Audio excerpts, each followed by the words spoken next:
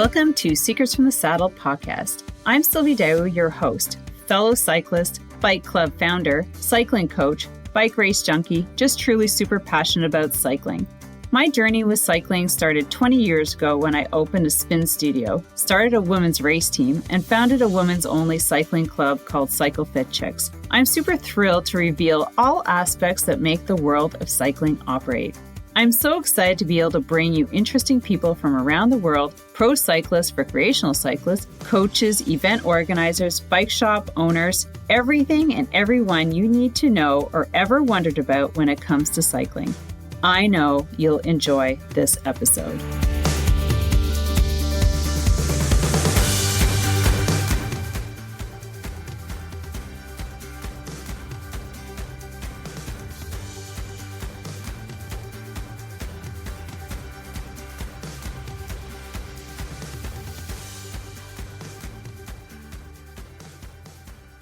Hey, what's up, everyone? Here on Secrets from the Saddle, All Things Cycling podcast, Stohbehn, and I just want to share with you that we are closing in on 300,000 downloads. I am so excited, and I really want to thank you so much for being such avid listeners.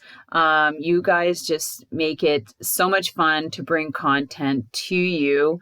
I just wanted to give you a big thanks. And there's also a quick reminder that I know I've dropped my episodes down from 2 to 1. And as I explained in my last episode, it's just life is just getting crazy. And I want to release myself of the stress of having to get 2 out and just do get one episode out a week to you. Whether it be something from me personally or a guest. But I am thinking it'll be a surprise if you happen to get 2. But I just don't want to promise that. And I had to share that with you. I also have some other things. I am putting more episodes up on my YouTube channel. So make sure you go over there and subscribe, talking about my preparation for Unbound. They're not super frequent right now because we still got time, but holy crap, when I think about it, it's getting closer and closer every day. And I'm just looking at my list of things that I need to get and do. And so I'm just going to be sharing a little bit more over there because it's video on how I'm getting prepared and my mind process and my travel and everything. And I hope that maybe that helps a couple of you, whether it's for Unbound or or traveling to other events or just straight up preparation or getting you ready for next year. So go over to my YouTube channel and subscribe or follow. And just catch the videos there. So in the next couple months, I'm going to be talking about something that I'm super dedicated to doing right now. I've joined a charity event, so I am fundraising to participate in this event. I did it last year. It's the Ride to Conquer Cancer. Episode 202, talking with Steve Merker on the charity event for Princess Margaret Research Center in Toronto. So that's a Ride to Conquer Cancer. And then I did a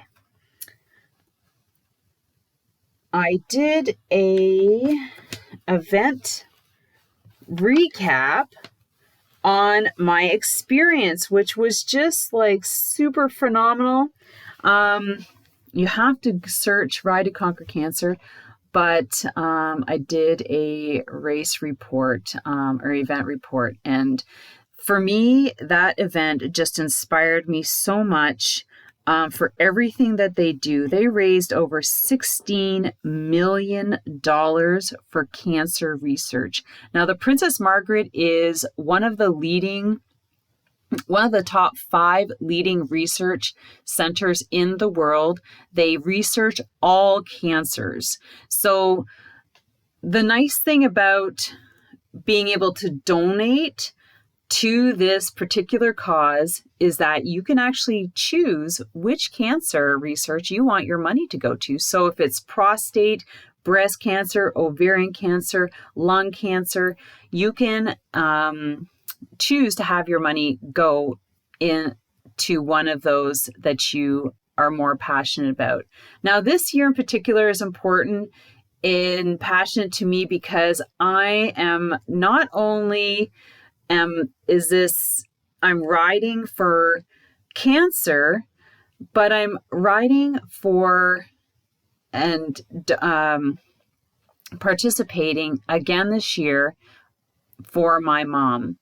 She is a breast cancer survivor, and she is also now battling heart disease. I guess you can't say it anywhere. She is waiting for a quadruple bypass. It's unbelievable. I can't even tell you. I don't believe it still. And also my 20-year-old daughter who has a brain tumor in the back of her head. And so it just makes it even more important for me to be participating and fundraising for these events, for this event. Now, what I'm going to be doing is I'm riding for cancer, and I am going to be riding for cancer in 2 events. And this is where I'm asking for charitable donations for you guys. The link is in the bio. I am riding first. I'm going to Unbound Excel, and I'm riding for all my friends and family who have battled cancer and are still battling breast cancer or other types of cancer. Now, this event, Unbound Excel, is 350 miles, so 562 kilometers of gravel. And I've chosen to use this as a way to generate and ride for cancer as well. The following weekend, I will be participating in the Ride to Conquer Cancer. So I am asking for generosity. I have 2 special gifts. First, if you donate $100, I will give you access for 6 months to my on-demand online workout platform where you can get yoga for cyclists. You can get 30-minute total body workouts with minimal equipment, plus really short, fast 9 to 15 minute targeted body workouts. It's amazing. I use it all the time. And number 2, if you donate $200 and more, I will grant you access to that fitness platform. Plus, I will send you a personally autographed book, my book on Amazon, which is a bestseller. It's a collaborative with other single parents. It's called Soul Parent, and I will send you an autographed book. So as soon as your donations come in, I see them, I can grab your email and ask for your address, and I will send you a personally autographed book. So that's for $200 and over. So please give generously. Is really close to my heart. Join me in the Ride to Conquer Cancer by donating today. No donation is too small, but as a reminder, if you're looking to gain a tax credit, the minimum is $25. So with that, have an amazing day, be amazing, and let's kick cancer together. And I hope you enjoy this episode coming up with the guys from Gravel Worlds. All right, everybody, welcome back to another episode of Secrets from the Saddle, All Things Cycling podcast with your host, Sylvie Dawson, here in Chelsea, Quebec, Canada. And I got 2 amazing guys sitting in Lincoln, Nebraska. I've always loved Nebraska. I don't know what it is. I traveled through Omaha, and I know people from Omaha, and just like Nebraska. So anyways, so that's my little nostalgia piece for the United States there. I'm like, oh. But what we have today is super exciting. Like, I am so grateful for referrals from some of my guests that I am able to connect with more amazing event organizers across the United States for events. Because last year I did a little like a race event series, and this year I said, in the new year I'll do another one. And like, I've just met so many amazing people like yourselves who have multiple events. So I just want to welcome Cory Godrey and Jason Stohbehn to the podcast. And we're going to talk about Gravel Worlds. Welcome, guys. Well, thanks for Thank having you us. so much. Excited to be here. Yeah, thanks I so much love for letting us be on. I love that I have both of you. This is amazing. So my first question before we get into everything is like, let's start with Cory. How did you get into cycling, and how did you create, like, I know what I read on your website, but I love to hear it straight from you. How did you create your grassroots gravel event? How did you get into cycling, and then how did it evolve into this amazing event? Well, I've been cycling since I was a kid, like most people, but I really started cycling again as an adult just to kind of keep in shape. And in college, you get from point A to point B. Not having a car in college, it was a quicker way to get across campus versus walking. And then just riding my bike across campus, I rediscovered my love for cycling again. The same reasons why I liked it when I was a kid, freedom and the ability to explore and do pretty cool adventures. So that just transitioned into, for me, obviously into bigger events as an adult. Did a mountain bike race in college, and then definitely got hooked into competitive cycling events again. And to start doing that after I graduated. Didn't really have a lot of money when I was in college, so couldn't really buy a super nice bike. But after getting a real job, a quote unquote real job, was able to afford a little nicer stuff and equipment, and just really discovered the cycling culture too. And just the community around cycling was also something I really enjoyed. And then with gravel, really wanted to help create something in the community that can really bond different people from different groups of cycling into gravel.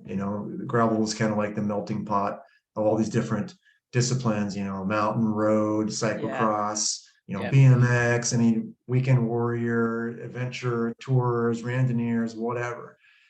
Gravel just seemed like the perfect blend of all those different mediums, just to get them together and ride together when they wouldn't normally ride together.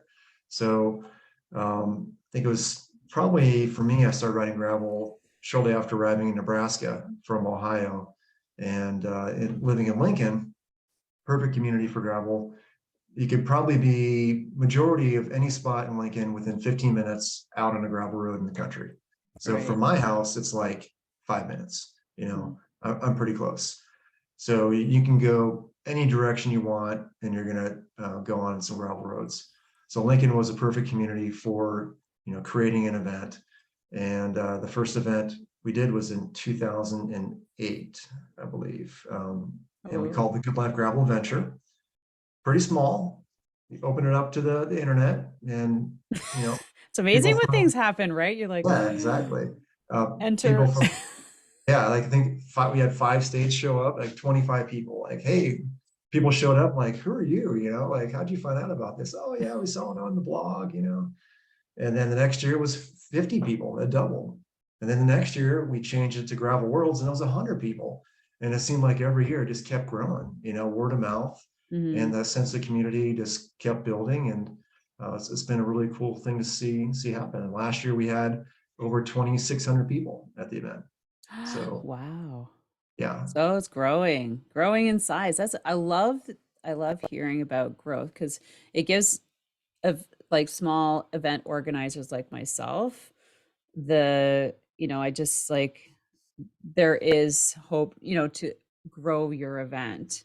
And I like seeing that. Also, it avoids overgrowth too quickly when you can't control, like, yeah.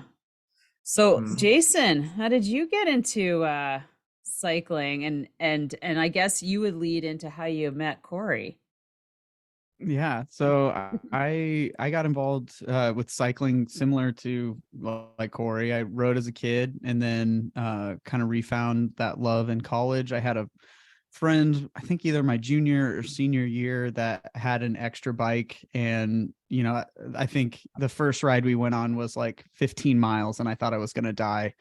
And then but it was quickly like fell in love with cycling again, and just getting out on like our limestone trails is kind of where my first gravel-ish out, like older gravel-ish experiences. But then it's pretty easy around here, like Cory said, you kind of look in any direction and you find gravel once you get out of town. So it was pretty natural there. I did do after college, I did the typical what seems to be around here at least, journey through cycling and racing. So I was a roadie. Don't hold it against me, right? No, But that's okay. I'm a roadie too.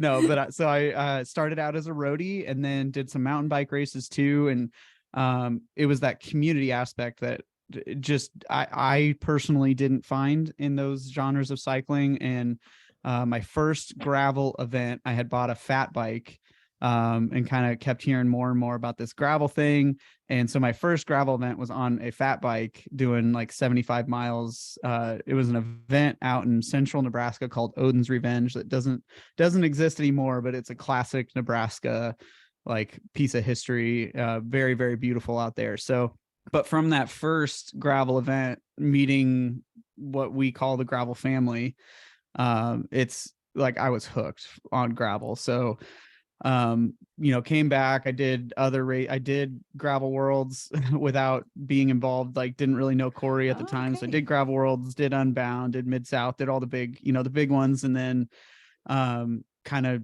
just being around more, got more involved and became friends with Cory. And I don't really know how I got involved really, but it was early, like mid 2019, somewhere around there. And it was just one of those where, Cory was at a place where he needed help, and I was at the right place at the right time, to be able to offer that support, and haven't looked back since. And yeah, we do a lot of events together now. We call each other probably average 2-3 times a day just to talk about gravel stuff. So yeah, it's been awesome. And now, yeah, gravel world, since I came along, gravel worlds has gotten bigger. We've also added a winter event that's happening next weekend. I don't know when this podcast comes out, but so we got a winter event. We announced a gravel camp that we're going to do this year, like a very affordable gravel camp, which was really important to us to put on.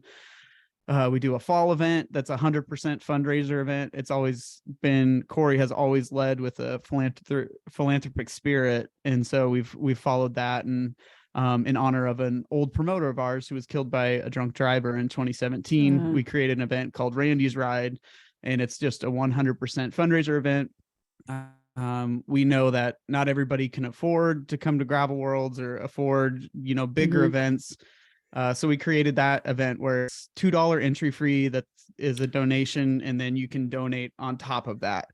And then we match up to, I think, $2,000 for that event too in the donation. So yeah, just we're adding more and more. We got the Gravel Family podcast too that's doing really well. It's just been a blast. And Cory mentioned earlier, I am our first full-time employee, which is really exciting to get to do, and hopefully sooner than later we'll get Cory full-time as well. But it's been life-changing for me, and I can't appreciate Cory enough for just letting me come along this gravel journey that he started 15 years ago now. Well, I think with any gravel organizer, as I'm experiencing myself with the desire to grow. So I started a women's gravel event last year, and I just had 25 people, and my vision is to grow it like the Girls Gone Gravel, like a big gravel festival. So that's my outlining vision for it here in the region. So of Wakefield, Quebec. And it's like I'm seeing a lot of these good teams. Like I looked at your website, I'm like, God, they have the team. I'm like, I need the team to do this. And so how do you, like Cory, when you saw Jason or you met him or like whether you'd seen him at your events and or maybe you heard of him and you approached him, like how did you know that he was a good fit for your event? Like we're going to talk about backgrounds of gravel organizing, like or organizing cycling events, period, because I'm certain it's all the same. Yeah, say nice things about me, Cory. Yeah. Always. He is your only full-time employee. So Well, Jason has a very unique passion for pretty much everything he does. So I knew that would be an awesome fit for gravel and gravel promoting, because you have to be passionate about it. You have to love what you do. And he definitely does that. That shows in everything he does. We have had a lot of people over the years who have helped out and have transitioned away or moved on to other things. So it's always been itself a community event. Not just me or my other colleague Craig Schmidt. Now we have Jason, we have Sophia Gibson, we have another new team member, Jamie Granquist, who leads our volunteers, and it's always been just like a huge a collection of people who help put this thing on. I mean, it's kind of cliche. It takes a village to do something like this, and it really does. I mean, it takes a huge community of people to pull something off. So you've always had help, and then Jason's really good at inspiring people and bringing people together. So I mean, that was an obvious fit right there. And he does a lot of things that I'm not a big fan of. Like I'm not a big fan of social media, so he takes that burden off me. I really appreciate that. I'm more of that kind of like the like small detail kind of stuff. That's kind of what I'm good at. So behind the scenes. Yeah. We complement each other really well. The whole team does, pitches in. So it's been great. It's been a great fit. So, your event, 20, 25 people, that's all you need. You got a spark every year. You just got to keep feeding that spark, and it'll grow, and if you ever need any help, don't worry. I am going to ask. Yeah. Because I see, like I said, I've been talking to a lot of people, and I'm glad that that you both are here. Like I'm not gonna, we're not gonna get into business on the podcast. However, outside of that, I have tons of questions, because I see a lot of, like my first real gravel event was Barry Roubaix. Like I interviewed Matt. And then I'm like, frig, this is super cool. I'm just going to go down. It's like, a 10-hour drive for me, but I'm like, anything under 14, I'll drive to. It's just like, I'm just crazy like that, because I'll just go anywhere. Not anywhere, but mostwhere, where it makes sense. And just to meet people and have a great experience. But so you guys have 5 events. Is that over the summer? Like I just took a quick peek at your event registration. Now you have the 150 mile, then you have the 75 mile privateer, then you have a 50 kilometer. How come we don't do it in miles? I thought that was kind of interesting. Is there a reason for that? Is it it's an easier round number? It's not 50K. Sounds better than sounds 30 like miles. more, but if it was like 30 miles, people would be like, maybe not. Right. No? Yeah. We got a little flag. Our winter event next weekend, we did an all kilometer. So it's 100K, 50K, or a 10K run. So yeah, we got a little flack, like, oh, what's up with this not miles thing you guys are doing? So, no. It's just 100K looks better than 63.4 miles. Like it just looks better. So I agree with you 100%. And then you got the 300 mile. You don't want to scare anybody off making that like 450 or something, or like right. Yeah, that might scare people. Yeah, those metric would be are bad. all those events are on the same weekend though. So that's our main. Yeah, that's our main Gravel Worlds weekend. So it's a very busy weekend. We had that's where the 2,600 participants came from. We're also starting to get into a lot more of gravel running. We kind of think gravel running is kind of the future of running, like gravel cycling was 10 years ago. There's a lot of the same symptoms or signs that gravel running has a big future. Instead of ultra, It's more Yep. So off-road it's kind of running.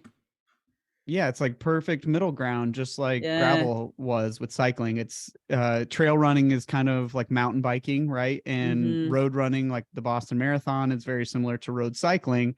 And gravel running is that perfect middle ground where you still get out in nature, like trail running, but it's not as intimidating. Like trail running and, you know, super ultra stuff is very scary for people just getting into it. So that gravel is that perfect middle ground. So yeah, we do with our August event. We have next year, we actually have 3 running distances that'll be held on Friday, and then the 4 cycling distances as well. So 150 is our main event, 75 a mile, 50K, and then our 300-mile long voyage. So it is a very, very busy weekend here at Gravel Worlds that weekend. Yeah. So, and on top of that, we got group rides and concerts and a big expo and everything. So it's a full-on weekend of activities here in Lincoln.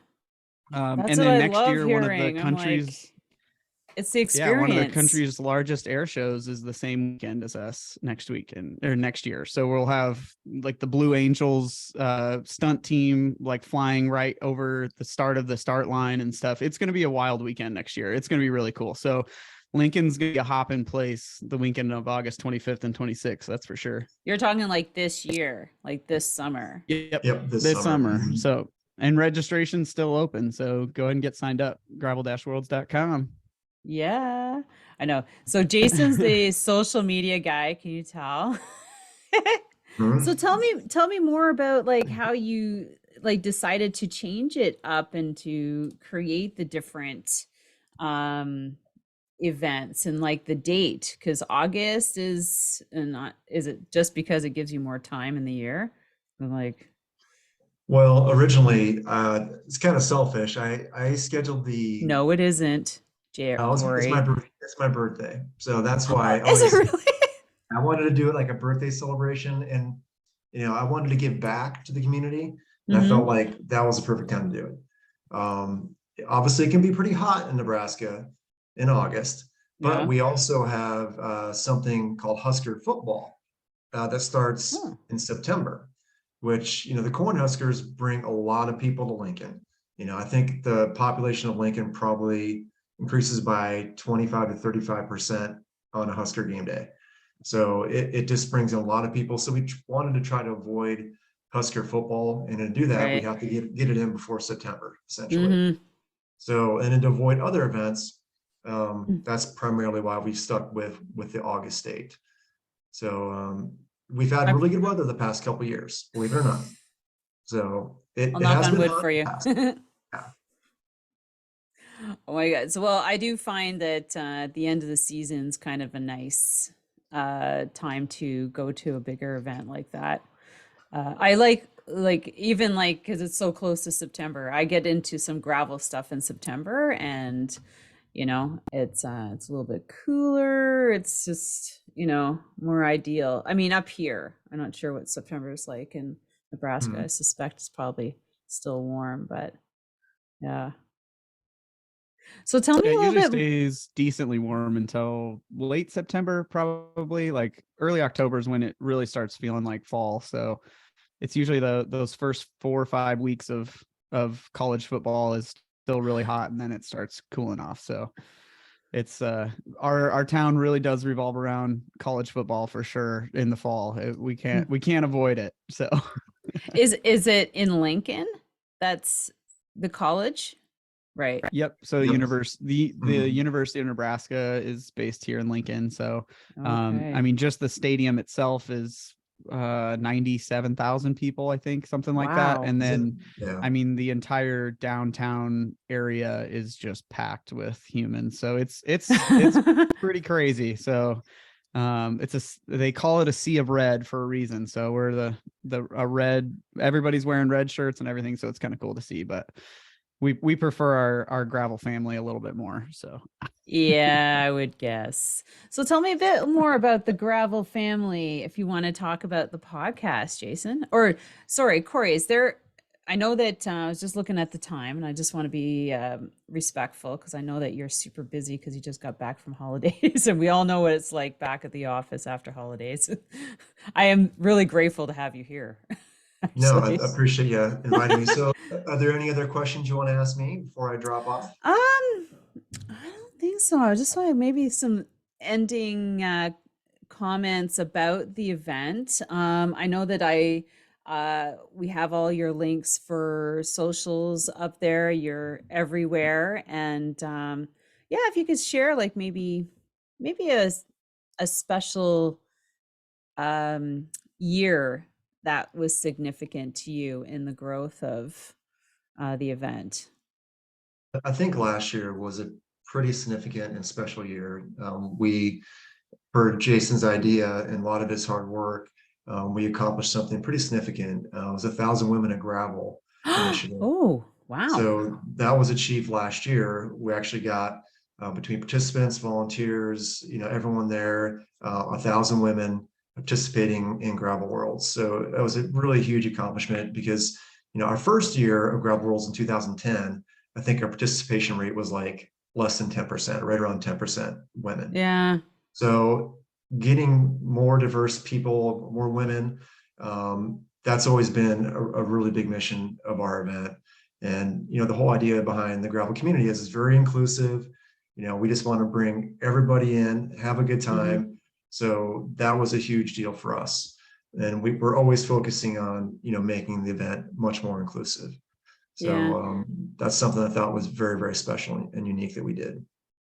That so what did you do to get all these women at your event? Because it's for everybody. Everybody's looking to engage more ladies at these events. And I am like one of those like trying to get them to events, you know, like I'll pack my car Yeah. and drive them all there if I have to.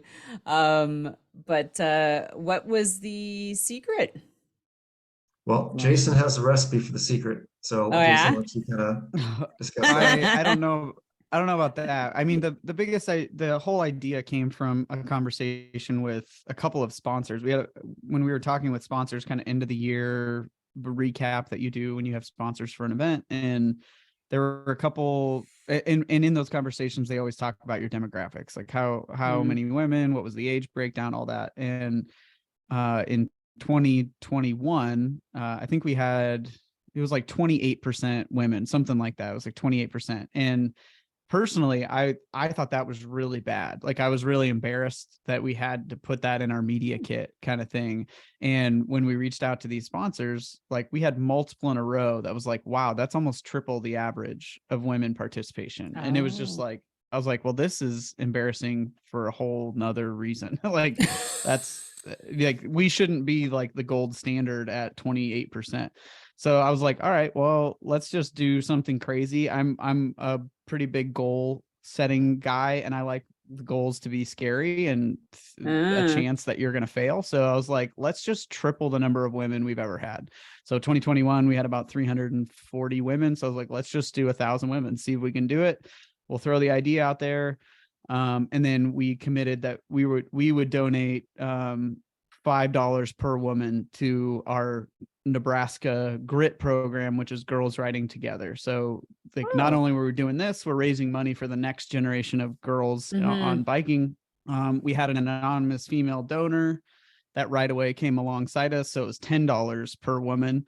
So up to $10,000 we were going to be raising for this. So that was a huge factor. Like giving money away is like I guess you could say we're spending money on advertising, but we're giving money away. We Mm-hmm. didn't spend any money on advertising other than that donation. But ultimately that it was succeeded because it was successful because of the women that were coming and encouraging Mm-hmm. other women to come. It was very, very cool to see. We did do a little bit of a guerrilla marketing campaigns a couple times, which were a lot of work on my end, but totally worth it. But all it did was allowed individual women to share that they were a part of this 1,000 women, and just that alone encouraged their friends and friends of their friends that, oh, it's like, oh well, Cindy can do it, so that means I can do it too. even if it's just for the 50K, the shorter bike race. So Yeah. Ultimately that's how it was accomplished, was individual women and individuals sharing to get more women to come. So it was fun to be a part of, but ultimately the gravel family succeeded on that for sure. We're lucky enough to be at the right place at the right time to be a part of it. Oh, that's awesome. That's a great number. I know a lot of event organizers would love to see those kind of numbers for women at the events. So, congratulations to you guys. I guess so. What's Yeah, the goal thank you. this year? I mean, Everybody keeping bring that a percentage friend. up. Yeah, Everybody everybody bring a bring a friend. friend. So Yeah, definitely. I think this next year for events in general is just going to be weird. We're just seeing a lot more reports of people are doing less events this year because of the economy and inflation and all that Oh. stuff. So we're just going to keep doing what we're going to keep doing, and hopefully the gravel family shows up. And we're going to keep going. If we do sell out, we're kind of putting registration about the same number, 2,500 people. If we do reach that number and we haven't reached the 1,000 women yet, we're going to keep registration open for women's registration until we reach 1,000. So we'll see if we get to that same number as last year, but I guess we'll see. So keep moving forward. Yeah. Yes, please do. So, Cory, I know you gotta sign off. I want to thank you so much. And before you guys go, I'm just gonna take a quick photo. That's right, everybody. If you're listening, we're gonna take a photo for our socials. All right, you guys ready? It's off my laptop, so it doesn't look kind of funny. But I want to thank you, Cory, for being part and taking on just booking yourself in for the podcast. I super appreciate you, and we'll continue talking with Jason and see what he's up to. Awesome. Well, thanks for having me, Sylvie. And like I said, if you need anything at all, don't hesitate to reach out. Part of growing gravel is also helping out other events Yeah. and other communities grow. And that's something we've been really passionate about too, as a team, going to other events, volunteering, answering questions, helping out with, anything that someone may have in order to help grow a community. So please reach out. We're always happy to help out. So Thank thanks you again so for letting much. me be on and talk about stuff. So hopefully I'll see you this next year sometime. Oh, maybe. You never know where I might be. But actually, thanks for the invite. Yeah. All I'll right. have to Take see how care. far it takes me to drive there. It's a drive. I know. It'd be a tough one. Yeah. All right. Take care. Hey, bye. All right, Awesome. Jason, just you and me. So we got Jason here. Jason, we're gonna shift gears and talk about podcasting since you've got your own podcast. I was like, oh man, that's cool. Gravel Family podcast. And so how did you get into that? Because I see you've been doing it for a little bit and you got a lot of episodes. Yeah, we're almost up to our full year of podcasting. We started last March, I believe. Oh, wow. So yeah, getting really close to our first full year. This was a huge passion project for Sophia Gibson. She was kind of the brainchild behind it. She had been wanting to do it for years. So Sophia has been to every single Gravel Worlds since she was literally 12 years old. So her dad participated in the very first Gravel Worlds, and she was there like cheering on her dad. So what, like 13 years, right? Something yeah, like this that. is year 14, the 14th year. But yeah, so she's been to every single one, and it was just kind of like destiny for her to be a part of the team. So yeah, she's since she was a little girl has been around gravel cyclists. So it was a big passion for her to start doing a podcast, and wanted me to come along and do it. And so yeah, she's the brainchild behind starting it. I'm just lucky to be a co-host, and it's just been a blast getting to talk to local legends as well as pros from around the world now to be on the podcast. It's been really, really cool. So we were really fortunate. I think we were in the top 10% of all podcasts on Spotify last year, which is insane to think about. That's crazy. Awesome. Yeah, it's been really fun to do Gravel Family podcast for sure. So I see that you take on a lot. So you have how many episodes in 1 year? You got a lot.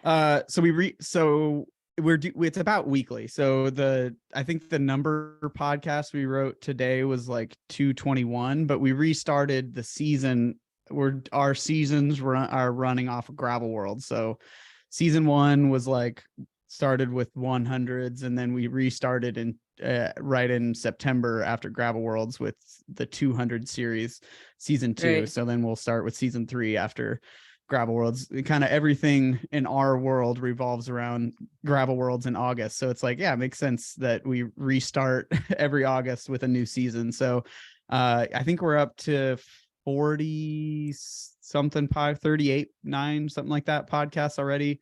And we try to do a weekly podcast every single week with a different guest. So yeah, it's been really fun. We also do have been really fortunate, and we have a blast doing live podcasting recording at events. So we were at Mid-South, we were at Unbound last year, recording a bunch of athletes. And then we also were down at Big Sugar recording athletes. And then we will be at Mid-South here in March in like 3 or 4 weeks. So those are really fun because we knock out like 4 or 5 podcasts in 5 hours. It's a ton of work. We're so mentally exhausted by the time we're done with that, but then we have 2 months worth of podcasts just knocked out back to back. So and it's really fun. We get people to come up to the booth and they get to see their favorite athlete when they come and watch and listen and stuff. So that's been really fun to do those live ones. So we'll be at Mid-South this year, Unbound down in Emporia, and then one other one in the fall. We're not quite sure which one we're going to yet, but I'm going to see you at Unbound. All right. It's going to be a good one. I'm participating.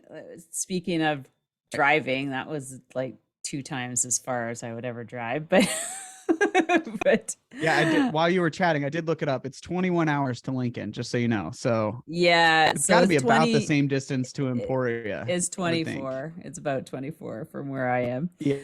And so I'm like, yeah, well, it was funny, Jason, because it was on my bucket list as of last year when I got started gravel riding and racing last year.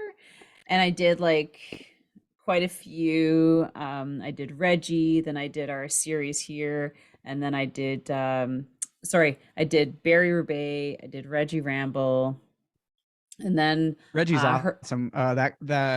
The Reggie was at Gravel Worlds last year, and he actually had a lot of questions about promotion and stuff too. So I've been on the phone with Reggie and just talked promotion stuff with him. He's really, really rad guy, and it sounds like his event is pretty special too. Just being in a really small town and then bringing in 400 or 500 people. I forget how many he said, but yeah, it was like 500. It sounds like a really cool event. And the way he set it up was cool because it was loops, right? So you did one 70K loop, then you went out and did another different loop. So they're all different. So it's just like, oh my God, you didn't have to repeat what you just did. But but it was, I was telling him, it was like, it would be so hard to like, cause yeah, you do a loop and then you go back out again. And I was like, man, if you were hurting and you're back at home and your kids go sit in your car, it's like, it'd be really easy to just, I'd be like, I'm not going to go do the second loop where it's like Unbound or Gravel Worlds. It's like, you're out there. You're out there. Bye. Yeah. Like you're out like, there. Good you're luck. Done. Yeah. So which distance are you doing at Unbound? Well, I was all excited about doing the 100-mile, but I'm a newbie, right, to this. And so when I saw the lottery come out in November, I just signed up. I'm like, oh my God, but it was for the XL. Oh, shoot. Yeah. Wait, so are you doing the 350? Yeah, I'm going to do the 350. Let's go. All right. Okay. I'm so I've been interviewing people myself on my podcast about Unbound XL, and I've started listening to podcasts from people who've done it. I'm I'm not like I used to adventure race, multi-day adventures, like anywhere from 4 hours to 36 hours to 5 days, to my longest was 8 days. So being Well, out we should have there. kept Cory on the podcast just for that, because he's done the XL 3 times, finished twice, and he has more starts and Oh, finishes than anyone else at Unbound in the 200. So he's done like Tour Divide, and the vacation he was on was like a 4-day bike packing trip. So oh he fuck, is really? a yeah, he won Unbound in 2010. No So way. he's very, very humble. He's in the Gravel Cycling Hall of Fame. Like he's so bad at bragging about himself, but that's who you need to talk to if you want to know about how to do the XL or those long events. He's the guy to go to. Oh, maybe I'll have to hit him up again, but he's just like, I'm so slammed with work. I'm like, really? I only have half an hour, but maybe if I'd had, he'd probably be like, oh, well, another 20 minutes. Give me a couple more minutes. He said he's like, I feel like I talk about like some form of ultra distance thing I've done almost every day. And he's like, I always feel like I'm bragging. I'm like, you're not bragging. You did that. Like you did those things. Like you actually did it. So yeah, he's as far as I know, has more starts and finishes than anyone at Unbound. So he's been going since 2007 or some 2006 maybe. Wow. So yeah, I think the only 2 Unbounds he hasn't participated in was the first year because he broke his collarbone, I think, and then last year when he had COVID. So Oh, yeah. he's done them all pretty much. So he's definitely a legend in gravel cycling when it comes to events. So yeah. Whoa, well, I just have to reach out and get him back on the podcast. So, but talk to me about so your full-time gig is with Gravel Worlds, and then you have the podcast on the side, which I'm sure you're talking about Gravel Worlds, like using it as a promo thing Yep. to get the word out. And so what else do you do what else are you doing? Because I know everybody's has like a bunch of I like mean, side gig things. yeah, I mean the gravel worlds and all that is associated with that keeps me incredibly busy. So Yeah. that decision for me going full time was basically Cory and I, after 2021, we looked at each other and was like, one of us has to go full time. Like we were both working full-time jobs, and then the weeks of gravel worlds, like we're both working 40 plus hours a week that week, and we're just like we're going insane. We either have to build this thing up to where we can go full-time, or we have to scale it back, because it's one or Yeah. the other. Is if we stay in the middle, it's not healthy. So Yeah. I was at a place where I was able to quit my job, and I actually worked 4 months without pay to kind of this risk to see if we could build this up, and it luckily paid off. We're very, very fortunate. But through that, we've just added more events too. So like I said, we have that winter event Yeah. that keeps me busy during the winter. That's coming up here next weekend. We have the gravel camp that we're doing, that the fall event, and then the podcast. Those are all kind of under the same umbrella that I help with. But and then Cory kind of mentioned it, we also help at a lot of other events. So Okay. not only are we going down to Mid-South for the podcast, but we're also going down to help Bobby Wintle out with his event, help volunteer where we can.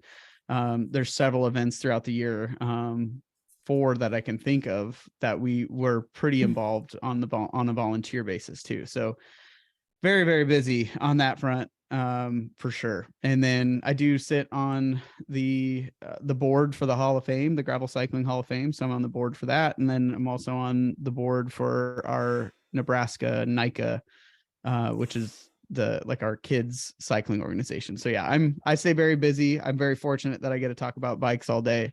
So yeah, it's pretty cool. Pretty lucky. I love the fact that you have a tent and have people come in and you talk live.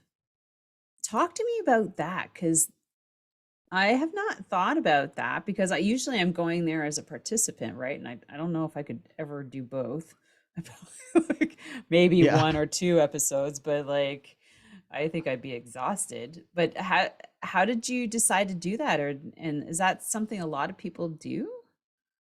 I don't know of anybody else that does that. Like But yeah, feisty, I mean, feisty, Feisty Media does. Yeah, they kind of yeah, do more on the spot interviews. Pure Gravel does like interviews, but it's not really a podcast setting. Yeah, okay. Girls Gone Gravel. I don't know if they actually do podcast recordings, but they do a lot of like social media work for sure. Yeah. But yeah, we bring our full podcasting setup. We bring our mics, like our nice, like our nice exporting audio equipment, and our computers and Okay. all that stuff with the table. So we have the full podcasting studio like on the go pretty much with that. And then, we set up our guests ahead of time, just like a normal podcast. Hmm. And when we were down at, excuse me, when we were down at Big Sugar, I think we did 6 podcasts like back to back. So it was like at Oh 45 gosh. minute, 45, 50-minute podcasts. And then we would get like a 10-minute break to eat a Cliff Bar and some water and then do the next one.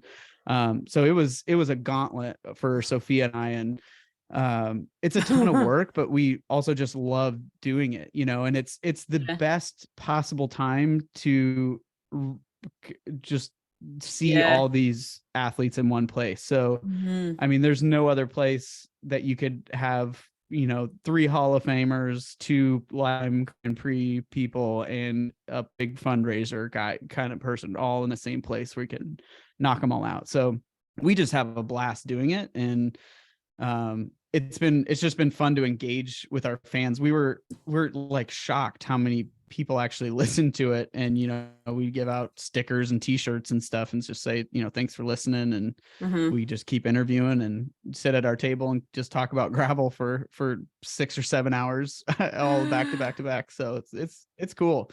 But yeah, I don't really know where we got the idea. Unbound last year was the first time we did it, and then we actually did do 2 podcasts at Gravel Worlds live in front of people during the craziness of Gravel Worlds week, and then we did 6, I think, down at Big Sugar, 6 or 7, something like that. So yeah, we've had a blast doing it. It's great publicity to see all these people and all these athletes, and overall it's just been fun. Like that's why we started it. We wanted to have a podcast without the drama and gravel beef and all that stuff. We just wanted to talk like why is gravel so special to you, so Yeah. it's been really fun. That's why mine, like, it's just all things cycling, and I've interviewed, so anything I see cycling related, I'm like, wow, people want to know about that. Like, like Yeah. what is that? Like this new piece of equipment, or like a new shop, or like events. Like I'm just, I think like being at Barry Roubaix was kind of the start, and meeting some people in the States like Pamela Harper. I'm sure you know her. Do you know her? I don't know if I've met her. She's got purple hair.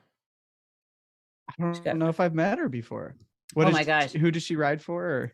Well, look up her Facebook page. I love gravel. She started her own Facebook Got page, it. her own group. She just retired, and she's like crazy amazing. And so she has a gravel point series, and it's for anybody like yourselves. You could add your event to it. She takes care of all of like my events on it, and that's a Canadian event, and people get points for going to these events, and wherever they place, and then at the end of the year, I don't know how she's going to do it, but she gives out prizes and stuff. Cool. That's awesome. Yeah. So it's not just pro riders, it's like anybody. No, pro riders probably wouldn't do this. Okay, got it. You know what I mean? Like I love it. it's for the average person who goes around to a lot of these gravel events. And she's got like, she's from Michigan, and so there's a lot of events there, and she asked me if I would put on. I'm like, yeah, sure. That's cool. That would be kind of cool if somebody from the States came up to ride my event. But she's a huge advocate as well. I thought she went to Gravel Worlds. I don't know. She goes to so many She events. Like, she totally could have. And if I've met her and she's listening to this, I am so sorry. I'm you would horrible with know if you've names. met her. Like the purple I'm hair. sure if I saw her face, I would. Anyway, I'm shout out to so Pam. so bad Such with an names. such an advocate for women's gravel, and just gravel events, period, and bring making people feel comfortable. And that's just what it's about, right? We don't want to exclude anybody. And so it's to our advantage to build up uh, the love for cycling and getting younger and older people involved all the time. Absolutely. Oh Yeah. yeah. And I mean that was a huge proponent to why Cory added more distances to gravel worlds. And then Mm-hmm. also like when I came along and started doing more, we added more events. So like that the 50K race, that's 100% the reason we added it, was so that more people could get Yeah. involved. You know, like 75 on gravel is really hard. Like, you know, that's our Yeah. other short, quote unquote, shorter distance, you know, and there's very few people that can do 150. And the good thing with our event is we don't really sell out. The size of our town, we don't really have a sellout limit. So we're pretty much going to keep it open. Mm-hmm. But because we do that, there's no required distribution of distances. So like the events that sell out in a weekend, they tell everybody else how many people do the 200, how many people do the 100, whatever. Where our event, since we keep it open, the market kind of decides. And last year was the first year that our shorter distances outweighed our main 150 the longer event. ones. So we're kind of seeing this transition, which That's I think where is a all the good women thing, were, right? because it means more the starters. People. There were like the distribution of women was pretty even across the board.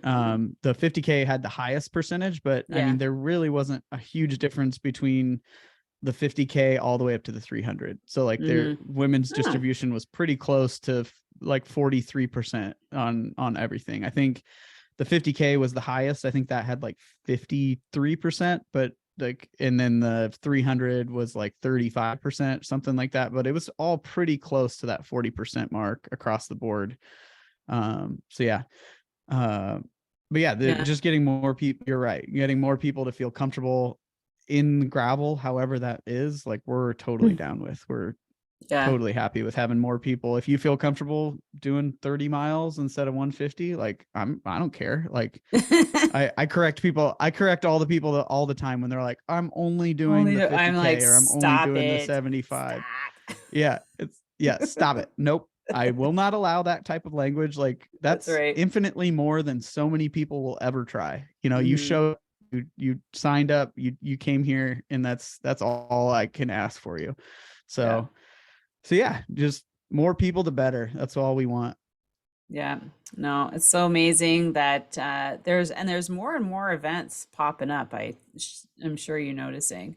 Yeah. Oh yeah. It's longevity. I mean, you guys have been around for over 10 years.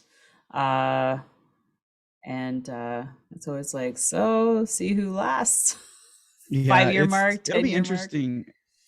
That is a good point. And we've already started seeing that, especially here in the Midwest where gravel's been around for so long. There's a lot of great, like I said, my first gravel event is no longer there. And that was a really popular event, but it's a lot of work. I don't think as a race promoter, and then just if you're not a race promoter, it's hard to express how much you put in to that event, whether it's 300 people or 3,000. Like you are putting in so much work. It's Cory always says this, that it's way harder to put on an event than do an event. Like it, as far as much energy you put in 100%, and stuff. So the checklist is ginormous as to when you start planning and getting the approvals and everybody on board, and from the municipalities or the districts or the communities or wherever you're going through the private properties. That can really, really bum up like an event.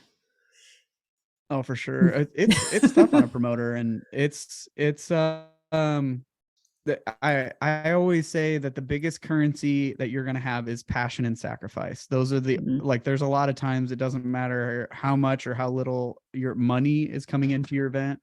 Like, you're going to have passion to offset the sacrifices that you're making. So yeah, just with your event, and whether you're a big event or small event, just know that you're creating It's all the memories for same. people. You're making, it's you're doing a lot of the same work that I'm doing, and I just happen to be able to do this as my full-time job. Like, I'm very, very lucky. I know that, so very, very fortunate.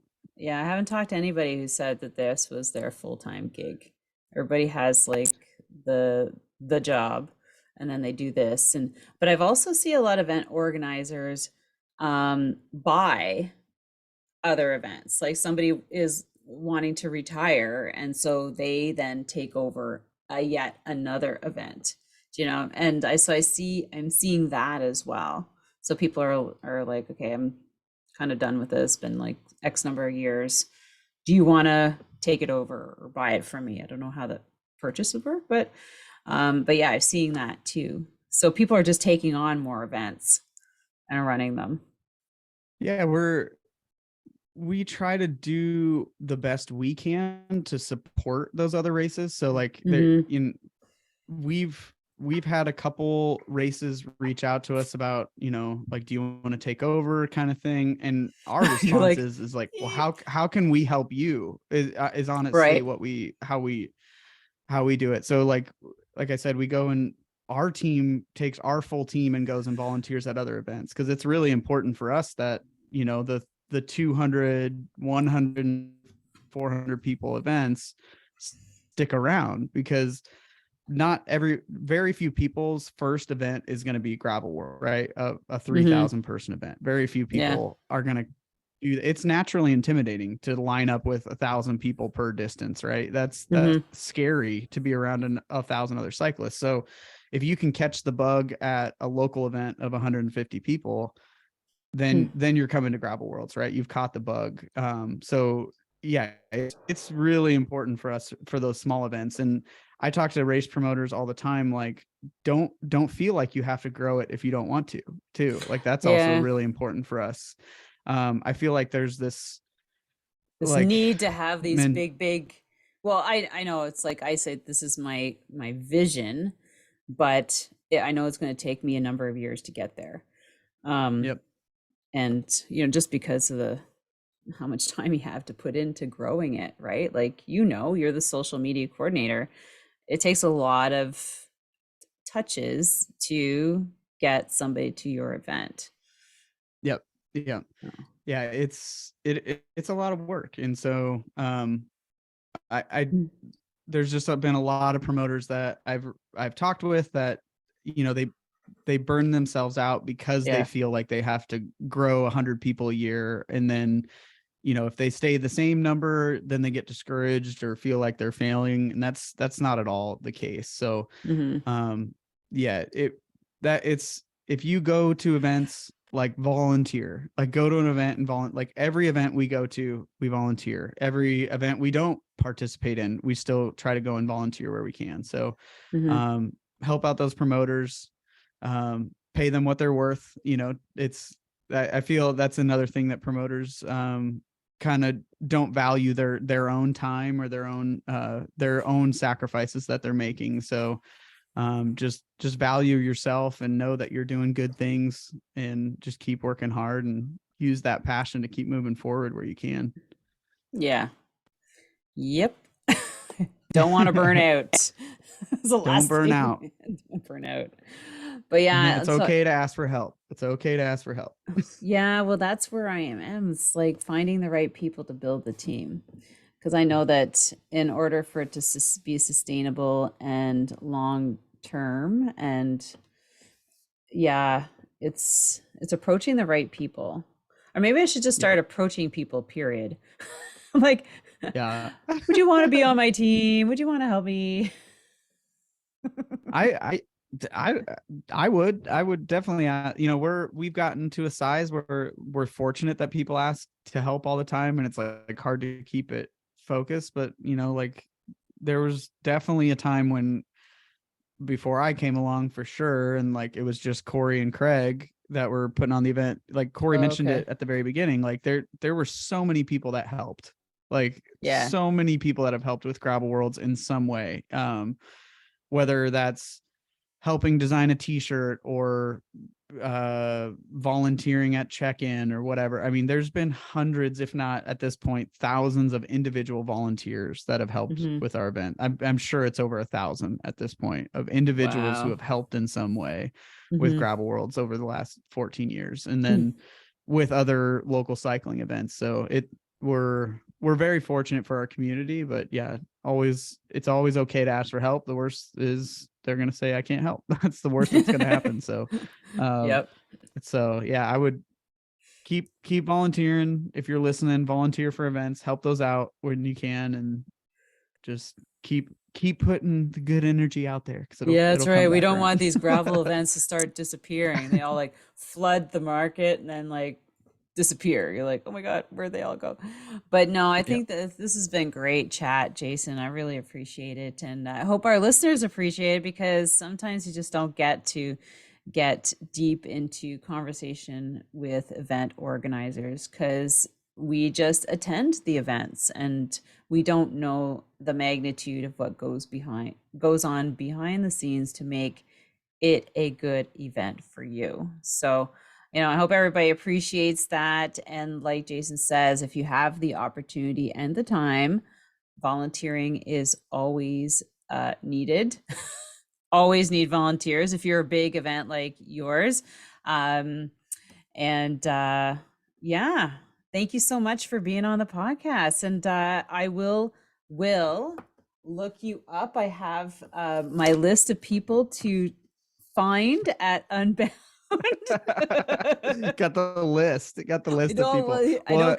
As of right now, our podcast will be we're going to be recording in the Lauf cycling booth. So the Lauf bikes, that's going to be our kind of home base during the expo. So that's the goal right now, is we'll be there.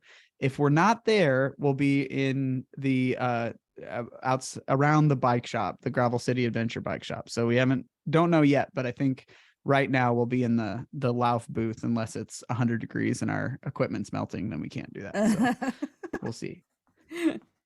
Well, I expect to, if my travel plans are as good as I think they are, I will be there on Wednesday. Perfect. Hang. You got to come to the Hall of Fame induction ceremonies Wednesday night. We're kind of and then after party, we'll have a free after party. So you got to come to that at the bike shop. So it's a week party down there. before I race. I don't know if that's good karma. Well, I can have one beer. Well, hey, I think we'll have NA beer there too. So NA beer. You can drink as many non-alcoholic beers as you want. So it's just like hoppy water. That's right. And you stay hydrated, right? That's right. That's exactly. Oh, okay. So that'll be my goal, to make it there Wednesday night, and then chill, and then the race starts on Friday, and so it rolls. That's right. Yeah. We'll see. Yeah, you leave Friday afternoon, don't you? On the XL. Yeah, it'll be a good time. It's a very fun adventure. Pack plenty of have plenty of ways to carry water, and you should be fine. Just slow and steady. Well, so here, do you know if they're changing the route? Yeah, I would assume so. Events like theirs and ours, we change the routes every year.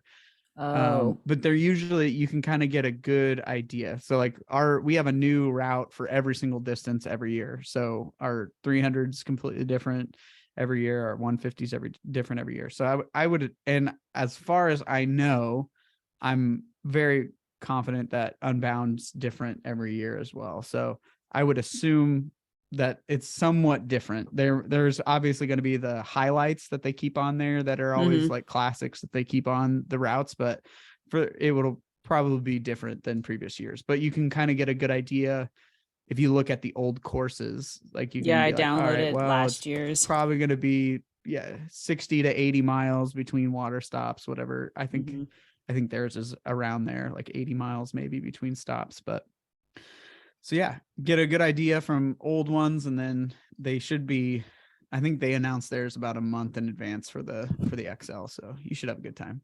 Yeah, good time to practice where I'm going to we're going to eat. Oh, that's a huge yeah. The routes are always my biggest fear with Yes. as a promoter. It's like messing those up. I have so much anxiety, like sending the email out, all and then of somebody that. got some keener who's like, I don't know, this doesn't make sense. You're like, yeah. And then but there were a couple people on the XL that I think I sent it out on a Thursday. I'm 100% sure. Last year I sent it out on a Thursday and I got like 3 replies. I was like, well, it looks like I'm not working tomorrow on Friday. Like, because it's like all I'm going to be doing is studying the route all day Friday that I sent it out. So it's pretty cool that the people just like waste a whole day at work just staring at every turn that you put together on Ride with GPS. So well, I mean, yeah, that's probably my primary thing, obviously, is not getting lost. And then the other one is my lights. And lights would be tough. And navigation, what do you use for navigation? Well, I have my Garmin. Okay, so you should be good. The XL, your AB pushing, as long as it doesn't like run out of juice.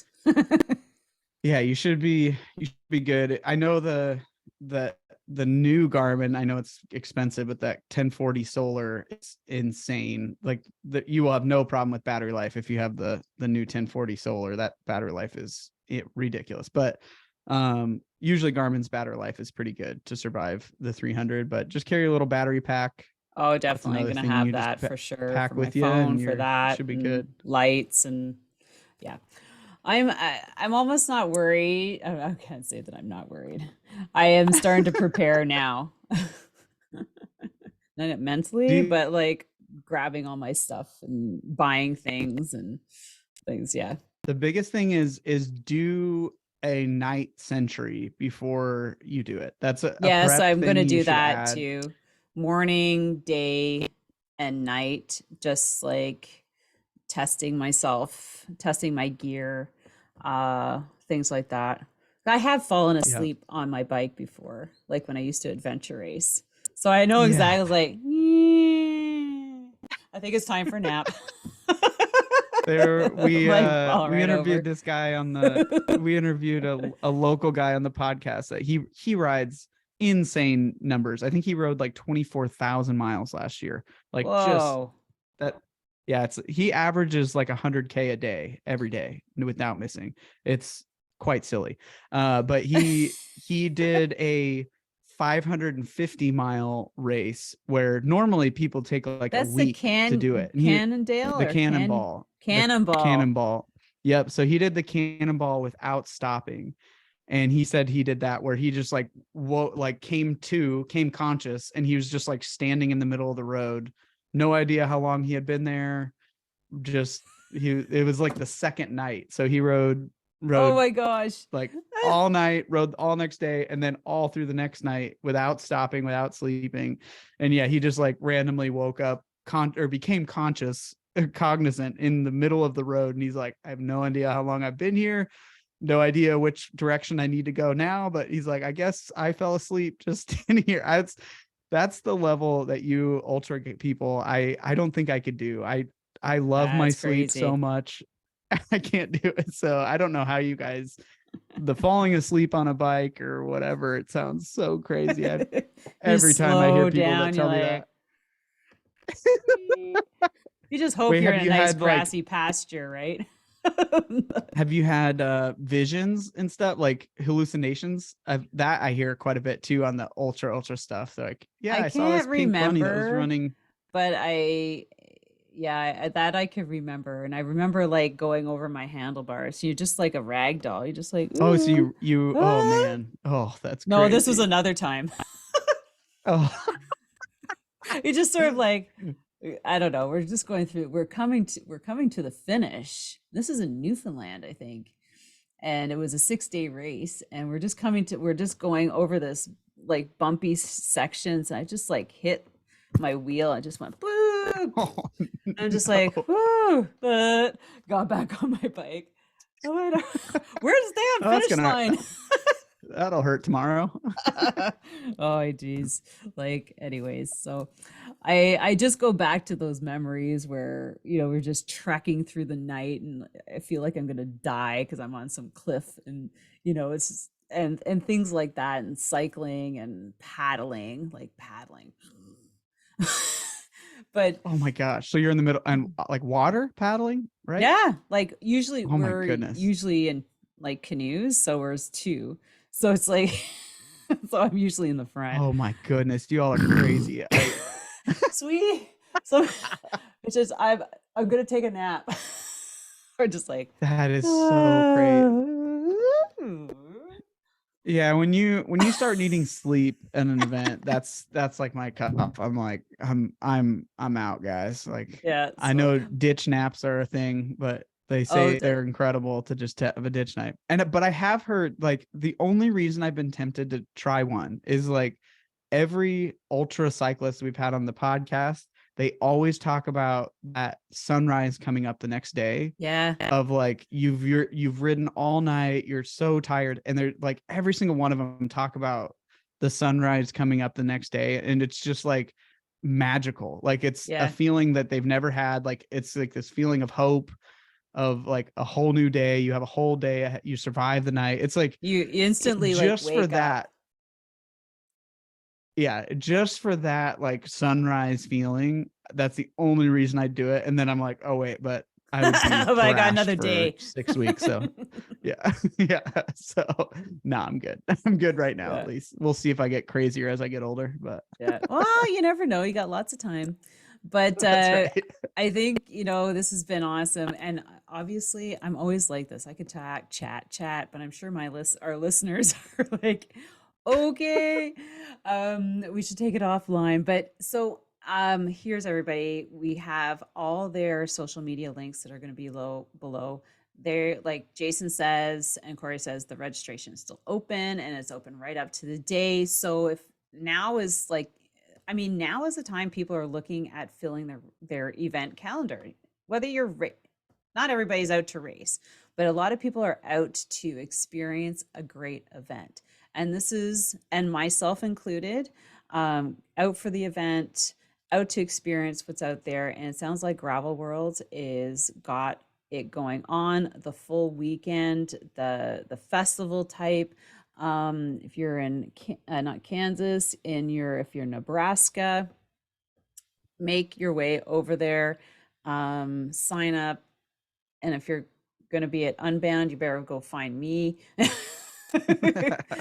I'll be somewhere amongst the 4,000 people. So continue listening, everybody. Thanks a lot, Jason. I really appreciate it. And I want to just shout out to all of our amazing listeners who catch the podcast every week. Don't forget to share this one and share their event. So thanks a lot, everybody. Take care. All right, guys, gals, what did you think about that? Like, I just finished chatting another hour with I just think that they like, I know we just get into conversations, such deep conversations after we finish this podcast, because I know, like, whether you'd like to hear all of that, I don't know. But as an event organizer myself, it is super intriguing to me how some people run their events, and I just love, soaking in all the information, and I'm super excited about seeing them at Unbound and really talking face to face and hopefully being on their podcast myself. So I hope you enjoyed that, and go and check out Gravel Worlds, especially you ladies. Let's get 2,000 women out to their event this year. All right, take care and have an amazing week. Thank you so much for spending this time with me on the Secrets from the Saddle podcast, learning more about sighting people, places, and things that make cycling such an exciting sport. I am so glad you stopped by today. Please leave me a review if you feel so moved to do so. I would love to hear your feedback. And if you could take 1 second to share this episode with someone you think would enjoy it, I would be forever grateful. Also, if you could please leave me a review if you feel so moved by going to iTunes and leaving me an honest thought and an honest comment, telling me what you think, and most importantly, tell me what you'd like to hear more of. It would really help me to bring more great, inspiring cycling stories to you. Until then, have an amazing day. Make sure you ride your bike. And don't forget to visit my YouTube channel if you'd like to see the full version of this podcast live.